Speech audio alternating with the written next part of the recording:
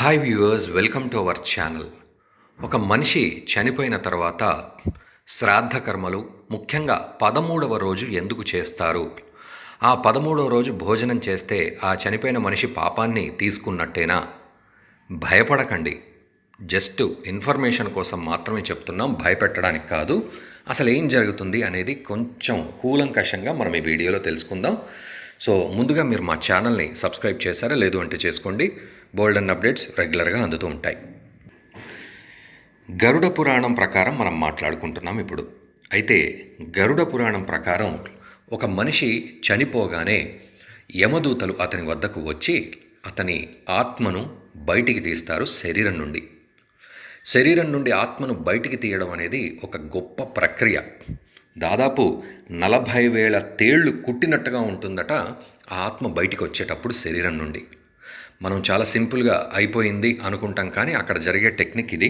40,000 తేళ్లు కుట్టినట్టుగా ఉంటుంది ఆ ఆత్మ బయటికి వచ్చినప్పుడు. వెంటనే దాన్ని ఒక డూప్లికేట్ శరీరం ఉంటుంది, అది యాతన శరీరం అంటారు. దానికి కూడా ఫీలింగ్స్ ఉంటాయి ఆ శరీరానికి కూడా. అటువంటి శరీరంలోకి ఆ ఆత్మ ఎంటర్ అవుతుంది. సో దట్ ఆ ఆత్మను 13 గ్రామాలకు తిప్పుతూ ఉంటారు. అంటే 13 గ్రామాల మీదు నుండి ఆ ఆత్మ యమలోకానికి పాస్ అవుతుంది. అయితే ఈ 13 గ్రామాల్లో రకరకాల విషయాలుంటాయి. ముళ్లతో కూడిన గ్రామం ఒకటి, పాములతో కూడిన గ్రామం ఒకటి, క్రూర జంతువులతో కూడిన గ్రామం ఒకటి, వేడివేడి నీళ్లు, వేడివేడి నూనె కాగుతున్న గ్రామాలు ఒకటి. అలా 13 గ్రామాలు 13 రకాలుగా ఉంటాయి. మనిషి చేసుకున్న పాపానికి అనుగుణంగా వీటిల్లో వాడికి అనుభవం కలుగుతూ ఉంటుంది.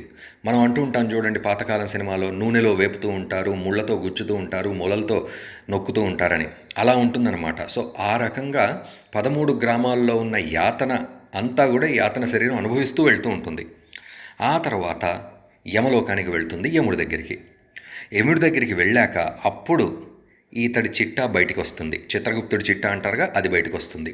ఇతను పాపం ఎంత చేశాడు, పుణ్యం ఎంత చేశాడు, ఏ లోకానికి వెళ్ళాలి, నరకానిక స్వర్గానిక ఏమిటి అనేది ఆ రకంగా తెలుస్తూ ఉంటుంది అన్నమాట. అయితే మనం మాట్లాడుకునే విషయం ఇక్కడ ఏమిటి అంటే, ప్రతి మనిషికి శ్రాద్ధ కర్మలు అనేవి చేస్తూ ఉంటారు.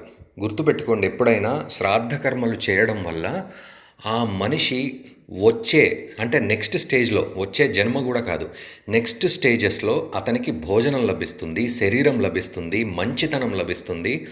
ఆ రకంగా అతను ఉన్నత స్థితిగతులకు వెళ్తూ ఉంటాడు. మరి అమెరికాలో చచ్చిన వాడికి శ్రాద్ధ కర్మలు పెట్టరు కదా అంటే, వాడికంత టెక్నాలజీ లేదు.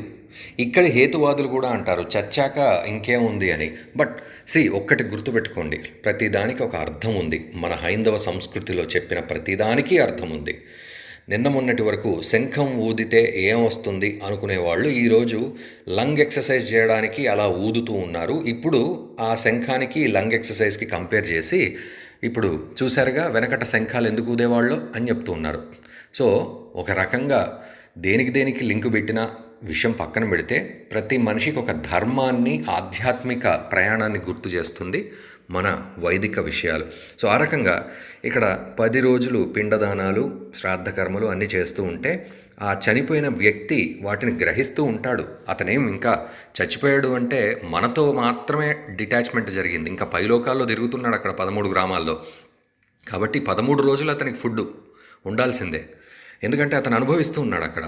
తిండి పెట్టేవాడెవడు? మనమే. ఆ టైప్లో ఉంటుంది మానవ లోకంలో. సో ఆ 13 రోజుల తర్వాత అప్పుడు యముడు ఇతడు స్వర్గానికి వెళ్ళాలా, నరకానికి వెళ్ళాలా, ఇంకేమైనా ఉందా, ఇంకో జన్మెత్తాల వెంటనే, ఇవన్నీ అక్కడ ఆలోచిస్తాడు. అది విషయం. ఇక 13వ రోజు భోజనానికి వెళ్తే పాపం తగులుతుందా అనే విషయానికి వస్తే, ఇక్కడ ఒకటండి, 2 రకాలు ఉంది. ఒకటి, బ్రాహ్మణుడు అంటే 13వ రోజు బ్రాహ్మణుడిని పిలిచి భోజనం పెట్టి వాళ్ళతో ఆశీర్వాదాలు తీసుకుని, అంటే ఎవరికి ఆశీర్వాదం అంటే చనిపోయిన వ్యక్తికి ఆశీర్వాదాలు ఇచ్చి ఇలా బ్రాహ్మణులతోటి సద్గతి ప్రాప్తికి పాటుపడుతూ ఉంటారు.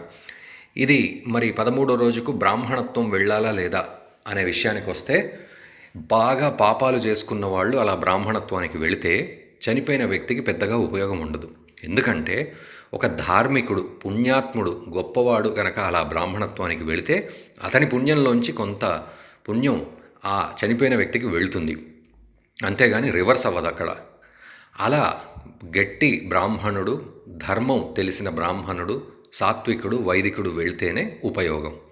ఇక మామూలుగా వెళ్ళే వాళ్ళు ఉంటారు. 13వ రోజు భోజనం చికెన్ పెడుతున్నారు, మటన్ పెడుతున్నారు అని. నిజానికి సాత్వికమైన భోజనం మాత్రమే పెట్టాలి. ఒకవేళ చికెను మటన్ల కోసం వెళ్ళడం అలా అంటే మాత్రం అది కొంత ఇబ్బందికర విషయం. అలా వెళ్ళి కడుపు నిండా మెక్కి వస్తే సంతోషమే, ప్రతి ఒక్కళ్లకు సంతోషమే. కాకపోతే మీ బలం కూడా పెంచుకునే విధంగా ఉండాలి మీరు చేసే పని. అది విషయం. మరిన్ని అప్డేట్స్ కోసం మా ఛానల్ సబ్స్క్రైబ్ చేయండి.